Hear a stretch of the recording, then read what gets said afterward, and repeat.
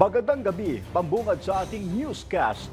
Inimbestigahan na ng mga otoridad ang na-recover na hinihinalang mga uniforme ng Chinese military sa ni-raid na Pogo Hub sa Porac, Pampanga.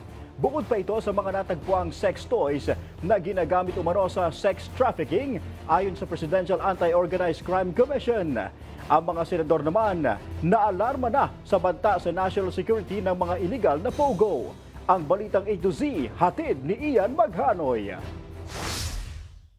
6 na set ng hinihinalang Chinese military uniforms ang nadiskubre ng mga otoridad mula sa Lucky South 99, ang illegal na Pogo Hub na sinalakay ng Presidential Anti-Organized Crime Commission o PAO. Nakalagay sa botones ng mga ito ang mga letrang PLA na ang ibig sabihin ay People's Liberation Army na military unit ng China. Ayon sa Armed Forces of the Philippines, iimbestigahan kung totoong uniforme ang mga ito ng Chinese military o kung props lamang na ginagamit para sa online scam. We are trying to look at the veracity of the report, whether they're legit uniforms, and these are also very few in number, to be part of a troop. So we do not want to unnecessarily cause panic to the general public. Na-recover din sa Pampanga Pogo Hub ang mga sex toys na patunay na pugad ito ng mas malawak na kriminalidad. Well, sex toys primarily because this hub is indeed a sex trafficking hub. Okay. They operate a sex den, a prostitution den in the area. Unfortunately, we were not able to rescue the Filipino women who are being trafficked in the area.